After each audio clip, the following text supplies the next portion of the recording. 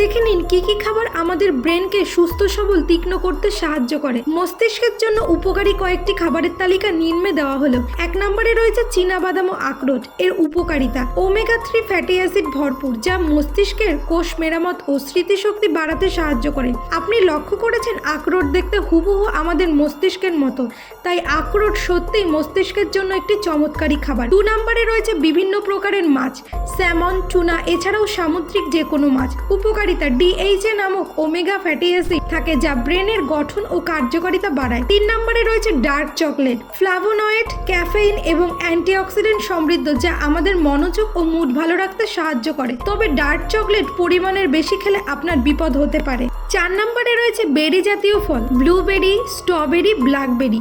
উপকারিতা: স্মৃতি উন্নত করে ও বয়সজনিত ব্রেন ডিজেনারেশনকে কমায়। ফ্লাভোনয়েড নামক উপাদান ব্রেন সেলকে রক্ষা করে।